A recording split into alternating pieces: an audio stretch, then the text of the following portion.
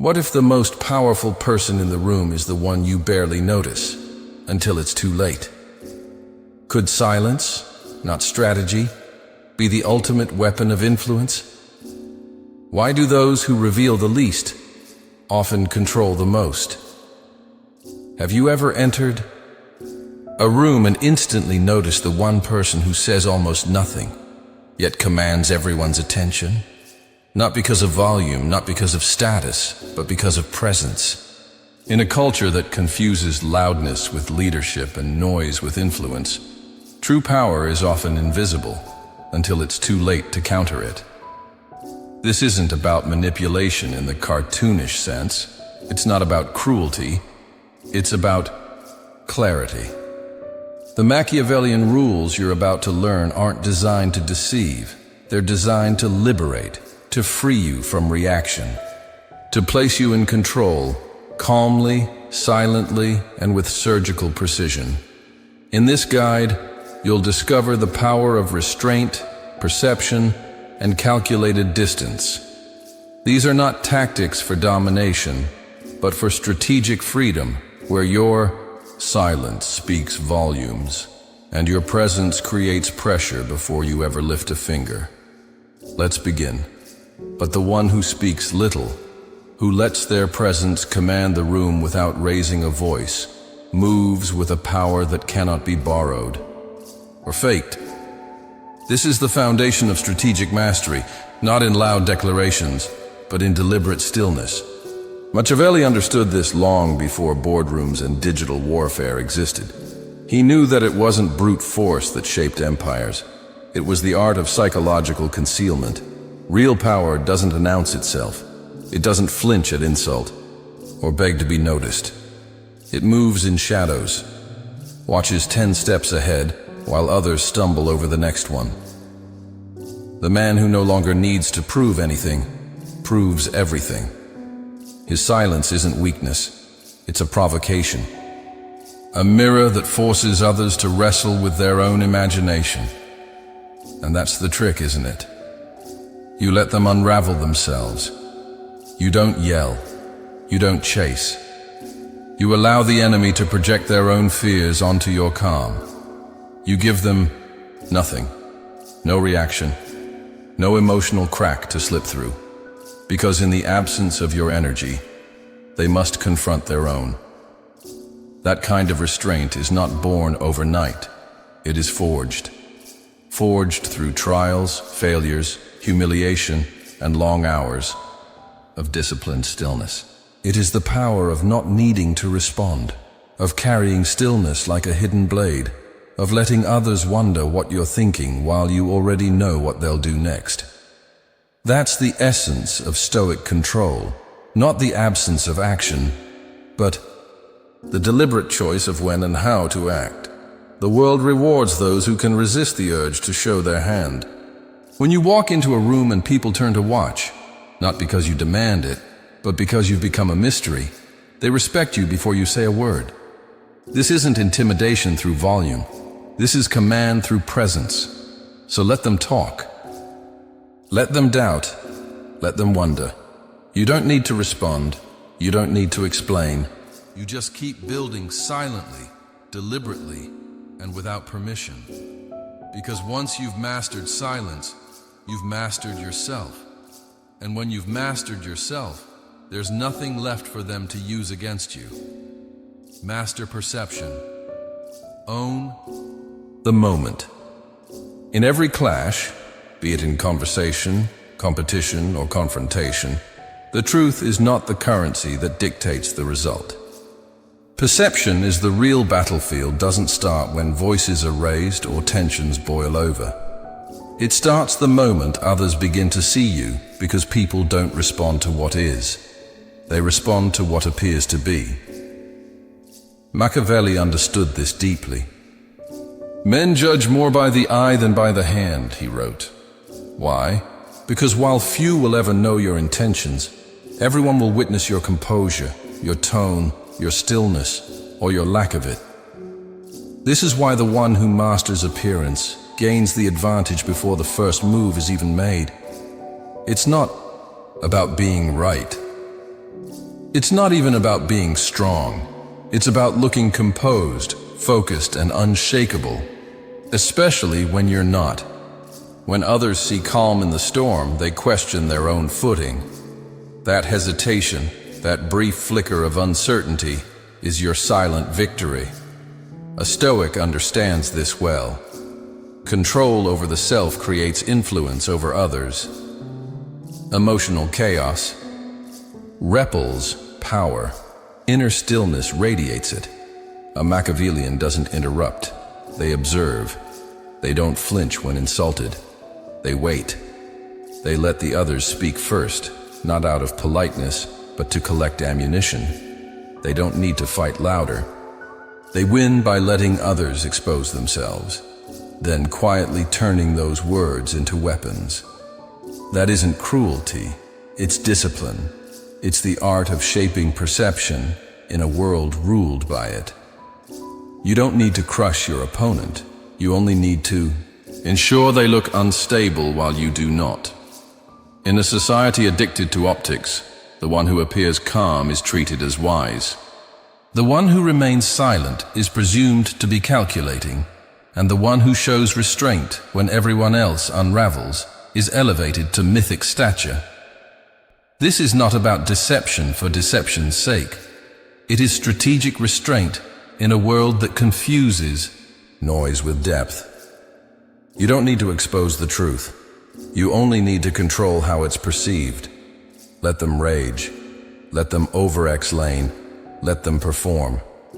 You remain the stillness that unnerves them, because ultimately power doesn't go to the loudest or even the smartest.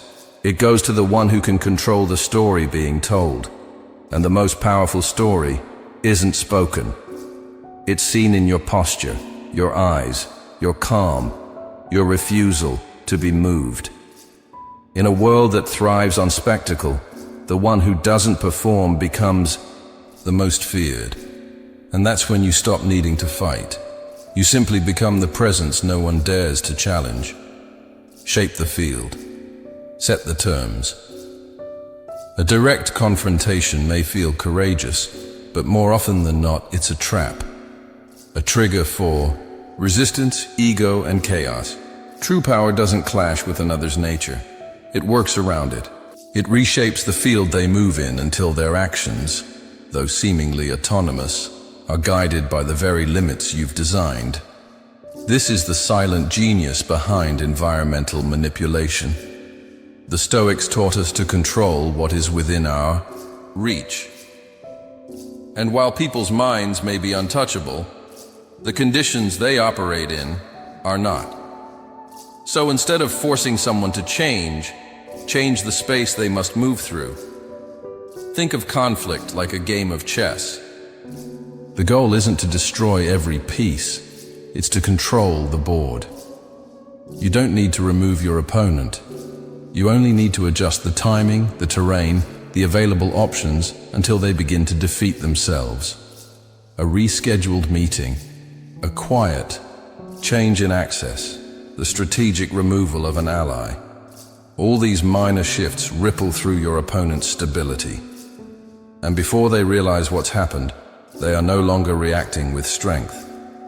They are reacting with confusion, with fatigue, with missteps that serve your plan. This is not deception for its own sake.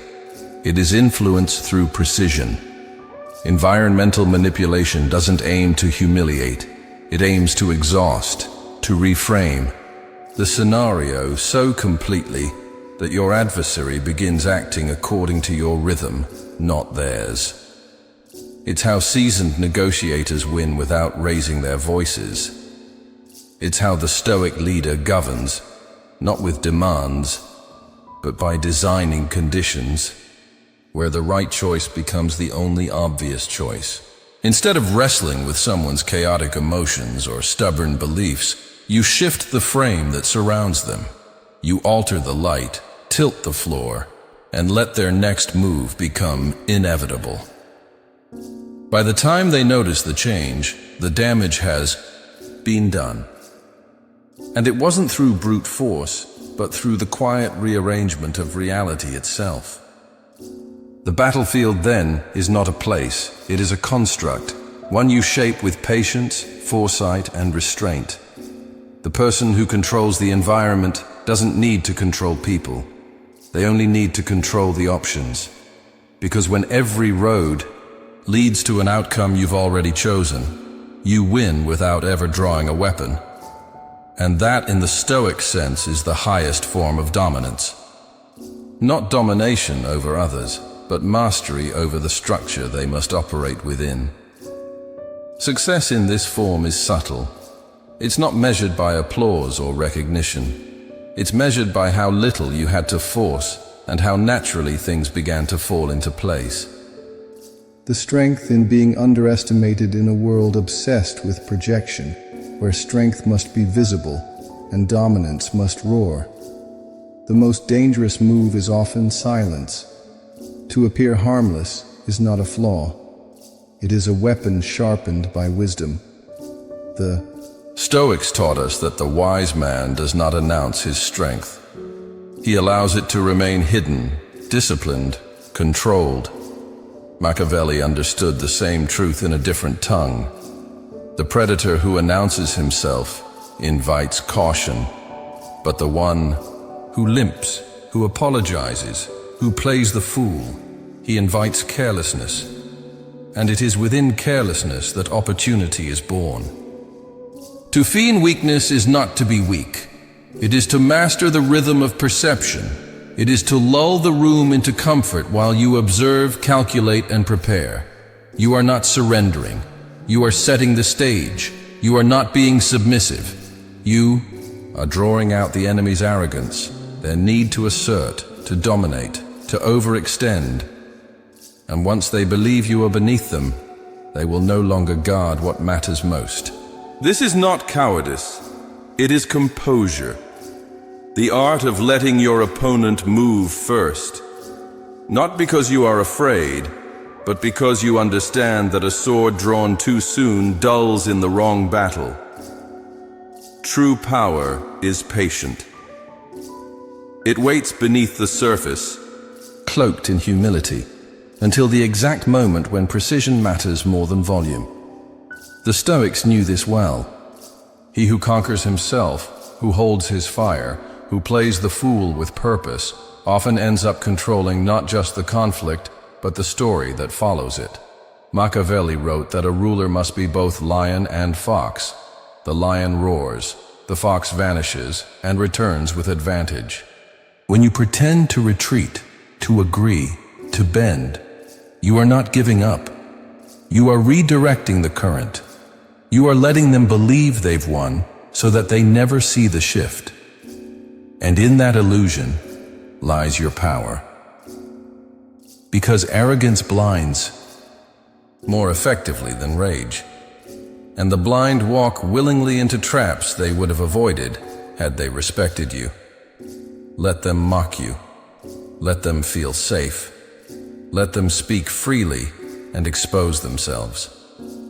Your silence is not weakness, it's timing.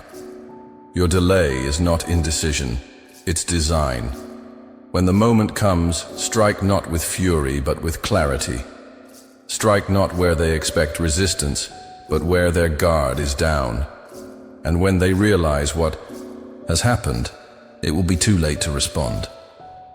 To feign weakness is to shape the narrative in your favor. It's the highest form of strategic patience. And when done well, victory does not come from force. It comes from the quiet realization that the battle was won before it ever began. Finish it. The power of decisiveness. When confrontation becomes necessary, let it be final. Because half measures don't keep the peace. They prolong the war. A wounded opponent doesn't walk away. They crawl into the shadows, nursing their humiliation until it hardens into vengeance. Machiavelli warned us, if you strike but leave your adversary with dignity, support, or the illusion of strength, you've not ended the battle. You've delayed its next chapter. This is not a philosophy of cruelty. It is the architecture of peace through closure. The Stoics remind us that mercy without clarity is not virtue. It's negligence. And negligence has a price. In the arena of power, the most dangerous enemy is the one you allow to breathe. Pain becomes obsession. Obsession fuels revenge. You may think you're showing restraint, but what you're doing is creating a future problem with a better strategy. That's why true dominance, the kind that does not need to be repeated, demands finality. No lingering doubts, no shared territory, no overlapping circles. If you must confront, finish it with such clarity that there is no sequel to write. This doesn't always mean destruction in the literal sense. It means eraser, psychological closure.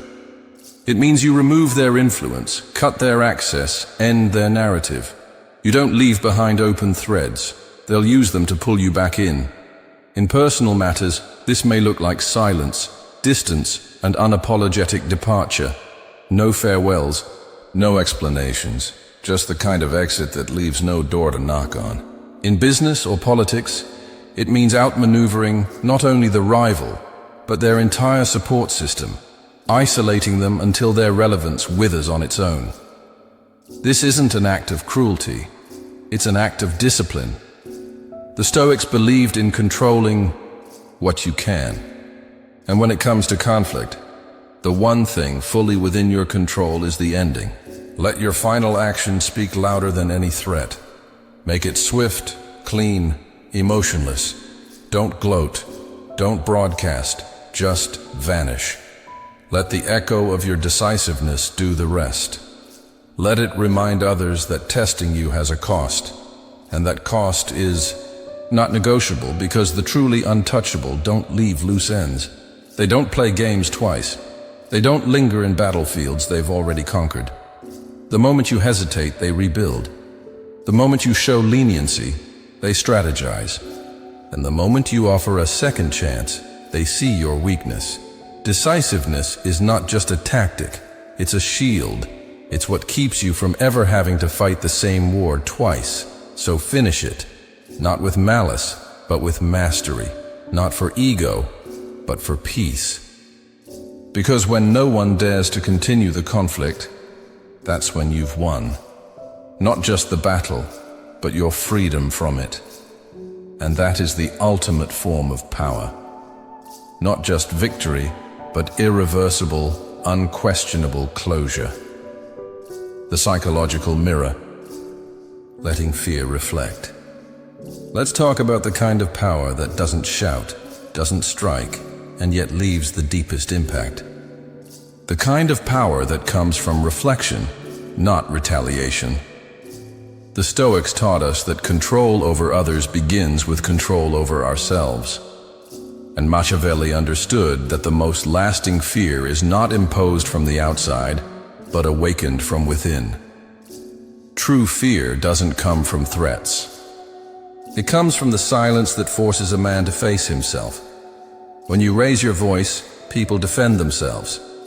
But when you say nothing, they start asking questions about you, about themselves, about what might happen next. And it is in that ambiguity that your influence takes root. To hold up a psychological mirror is to master misdirection. You let them see only what they project. You give no confirmation, no denial, no reaction. And in that void, they fill in the blanks often with their own worst fears. You don't spread rumors. You just don't address them. You don't threaten. You just remain present, unshaken, unreadable.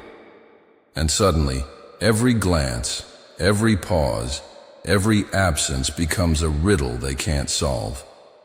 The human mind is not built to sit comfortably in uncertainty. It needs resolution. And when it doesn't get one, it begins to unravel slowly, internally. This is not cruelty, it's discipline.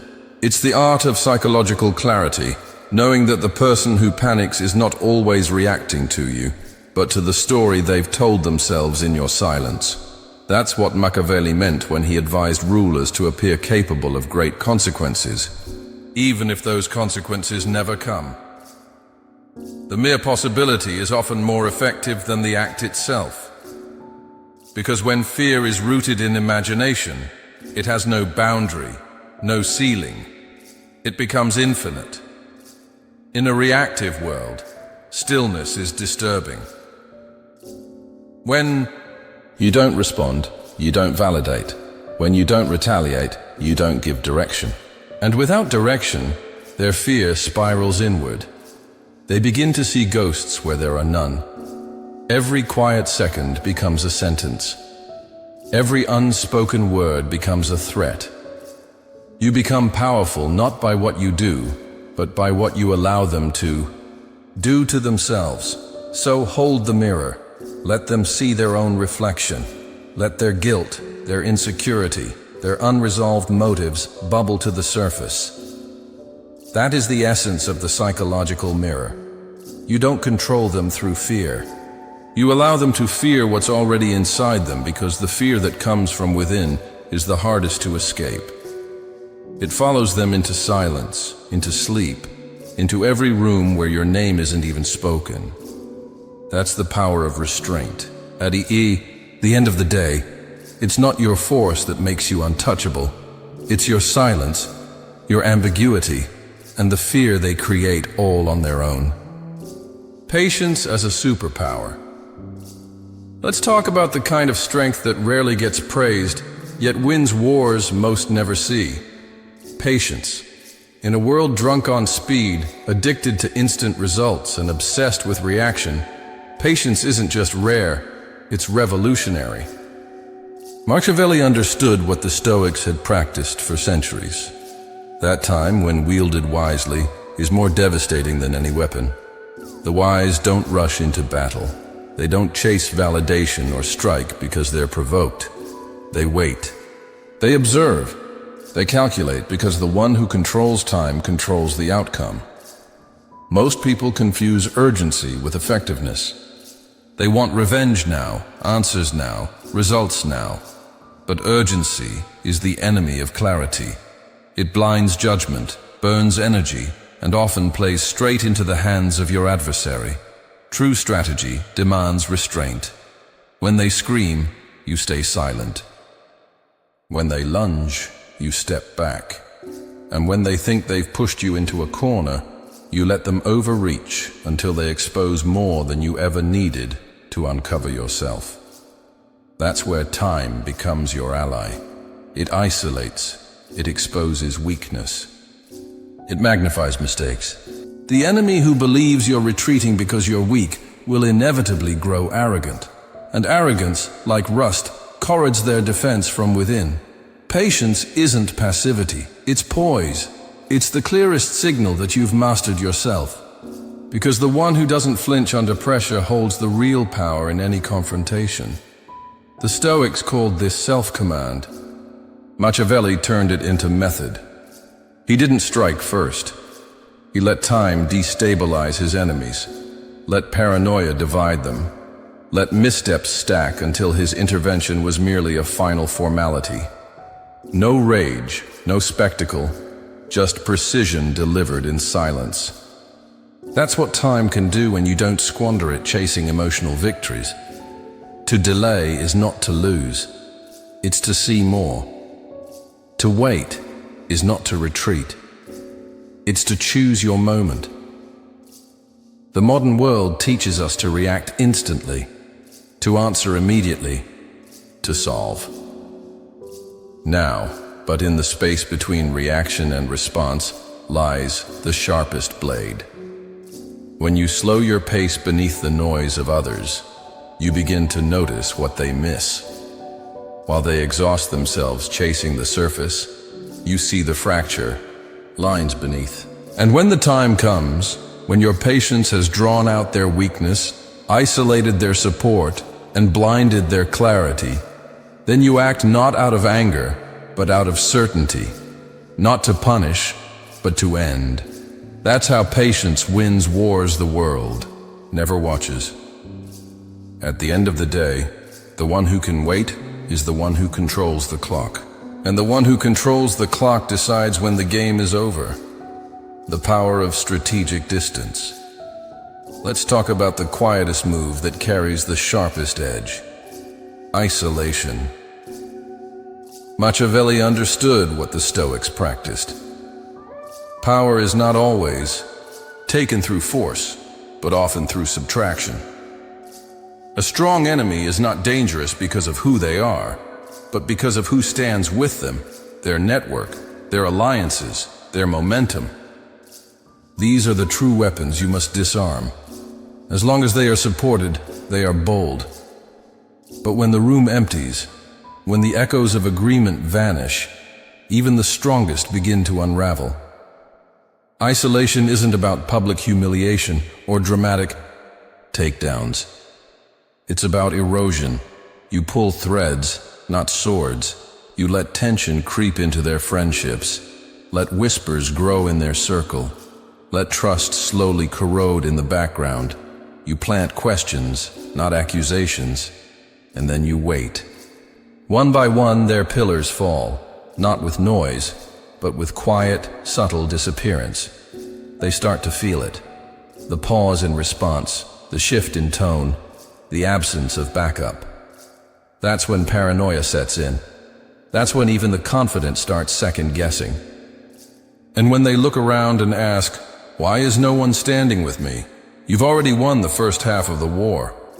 Because you haven't broken them, you've let doubt do it for you. The final move isn't loud. It's clean, precise. You don't confront in front of a crowd. You strike when they're alone. Mentally, emotionally, strategically, no need to destroy their name. Just dissolve their influence. Let them fade from relevance, not fall in flame. That's the difference between noise and power. One is temporary, the other is permanent. At the end of the day, real dominance doesn't come from overpowering someone. It comes from ensuring no one is left to protect them when you do. In this life, you don't need to be the loudest voice to be heard. You only need to be the one who moves with clarity, restraint, and purpose. In a world addicted to noise, the high, most powerful voice is often the one you never hear coming. While others rush to fill silence, the truly strategic let silence speak for them. They don't declare, they don't defend, they observe, they wait, and when they move, they do so with precision, not panic. Think about it. The louder someone shouts, the more desperate they seem. The more someone interrupts, the more fragile their ego becomes. But the one who watches, who speaks rarely and never emotionally, becomes a mirror others can't read and can't ignore. Machiavelli saw this centuries ago. He knew that brute force builds empires temporarily, but it's psychological mastery that makes them endure. Real power doesn't arrive screaming. It enters silently, establishes presence, and lets others exhaust themselves trying to figure it out. This is not passivity. It is discipline in its purest form. It's the choice to remain unreadable in a world that overshares. It's the decision to give no reaction, so others are forced to react to their own insecurity. When your energy becomes scarce, it becomes valuable. And when you speak only when necessary, every word becomes sharp, deliberate, and unforgettable. True presence doesn't need performance. It doesn't beg to be seen. It dares others to question what it's hiding, because the unknown always has more weight than the obvious. This is the foundation of silent dominance. Stillness that rattles, calm that disturbs, and absence that commands attention. To outsiders, it looks like mystery, but to the disciplined, it's strategy. And to those who mistake your quiet for weakness, that's exactly what gives you the advantage. So stop trying to prove your worth with volume. Let your restraint speak for itself. In a world drunk on expression, the one who listens holds the power.